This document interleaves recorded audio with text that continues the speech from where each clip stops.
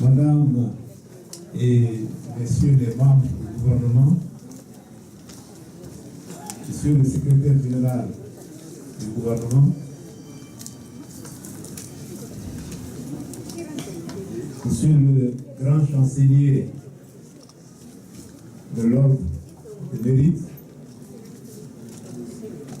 monsieur le ministre conseiller du président de la République, messieurs les secrétaires généraux des deux départements, mesdames et messieurs les conseillers, mesdames et messieurs les directeurs nationaux, chefs de service, chefs de division, chefs de section, cadres, comme M.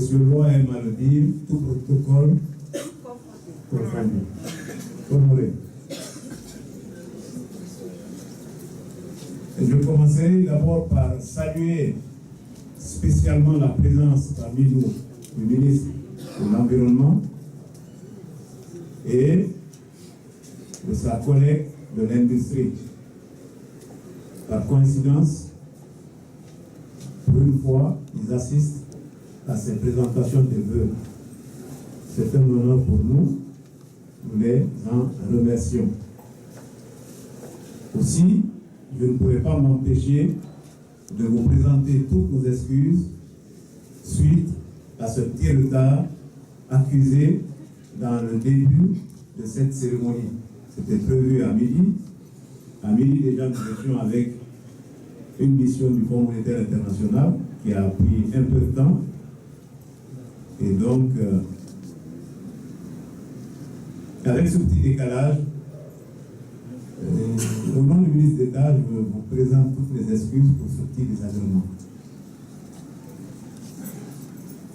Je ne serai pas long parce que votre porte-voix, la secrétaire générale du mouvement syndical, a tout dit, et ensuite complété par l'éloquent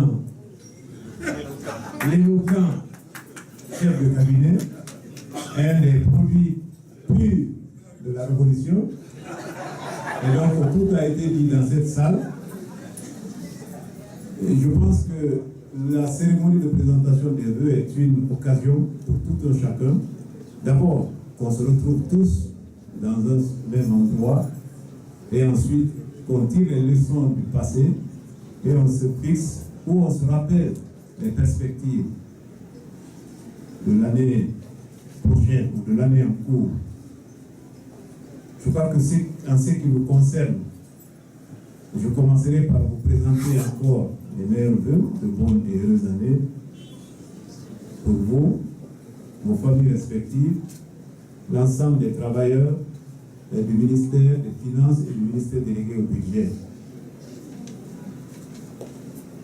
En présentant les vœux, je vais insister particulièrement sur le personnel qui n'est souvent pas vu, qui n'est pas visible. Peut-être qu'il n'est même pas dans cette salle. Ça commence par nos gardes de corps, par nos chauffeurs, par les plantons et les secrétaires. C'est les plus proches de nous, c'est eux nos souffre-douleurs. Alors, à cette occasion, nous les remercions pour tout ce qu'ils sont en train de faire pour nous.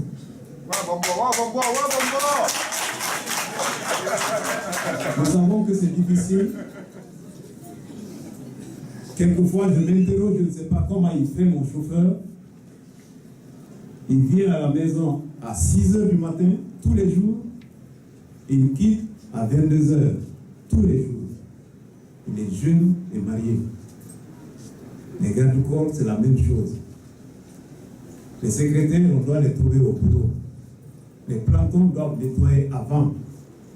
Donc je pense qu'il faut qu'ils sachent qu'on ne peut pas exprimer ça tous les jours, mais nous reconnaissons vraiment le travail qu'il nous apporte. Si le président de la République a félicité le ministère des Finances et du Budget, ça commence par ce personnel qui est visible. Ça continue sur tous les autres personnels. Pas les directeurs seulement, pas les ministres, ni les secrétaires généraux, mais tout le monde. Que tout le monde reconnaisse sa part de contribution dans ce succès depuis 3 ans. Nous en sommes conscients, nous vous remercions, nous vous félicitons, nous vous encourageons pour cela. Bien sûr, on ne peut pas aussi présenter les vœux sans penser à toutes les personnes qui étaient avec nous hier, mais qui nous ont quittés. On a commencé par Mme Boiro, qui nous a quittés en 2012, avec d'autres d'ailleurs, et certains également nous ont quittés en 2013. Donc je joins ma voix à celle de la secrétaire générale pour prier Dieu qu'il reçoive toutes ces personnes dans son paradis. Je crois que pour les perspectives, c'est aussi simple que ça. Si pour une fois, lors de la présentation des vœux, le chef de l'État en personne félicite 1, 2 ou 3 ministères, je crois que ne voyez plus le passé. Le défi que vous avez devient encore de plus en plus large, de plus en plus grand à relever. C'est ça. Il faut même avoir peur de certains types de félicitations. Parce que ça doit vous amener à qualifier votre façon de faire, à qualifier le travail quotidien auquel nous sommes tous soumis tous les jours. Donc, je crois que nous allons, en 2014, poursuivre les réformes. Nous allons essayer de les consolider. Pour ça, il faut qu'on améliore nos méthodes de travail, que ce soit au sein des directions ou des services. Je ne vais pas développer ça. Chacun sait ce que ça veut dire. Ensuite, dans le cadre toujours de l'amélioration de nos façons de faire, il faut que les directions et les services cessent de se cloisonner entre eux. Il faut communiquer entre vous. Nous l'avons dit en début d'année 2013, mais je crois qu'il y a encore du chemin à faire. Ici, c'est un travail d'équipe, d'ensemble. Seul, personne ne peut gagner. C'est ensemble que nous pouvons gagner. Donc, je demande à tous les services d'ouvrir un peu leur direction, leur service aux autres collègues, de communiquer entre vous, de laisser peut-être les façons plus administratives. Vous savez ce que je suis en train de dire. Également, je demande à la direction du budget, particulièrement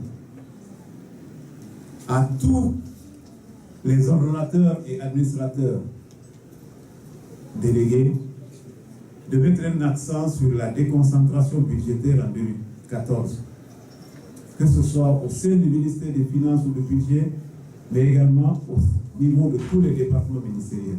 L'intérieur est laissé pour compte. Les services déconcentrés sont laissés pour compte. Le budget est exécuté de façon centralisée. Bravo, bravo, la vérité, bravo! La vérité! Il faut qu'on pense un peu aux services déconcentrés. Je suis d'accord avec vous, Madame la Secrétaire Générale, dans le cadre de l'amélioration des conditions de travail et de vie des fonctionnaires. Vos doléances sont bien notées.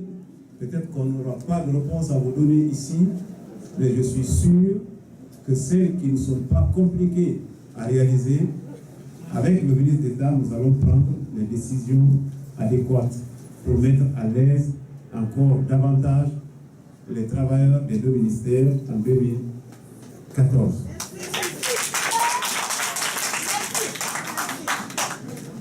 Si j'ai demandé à la direction du budget particulièrement d'insister sur la déconcentration budgétaire, je demande à la direction des investissements publics, par la même occasion, de faire en sorte qu'il y ait un meilleur suivi, peut-être au-delà du suivi financier, mais de voir si les actions concrètes pour lesquelles les sommes d'argent sortent sont aussi réalisées sur le terrain.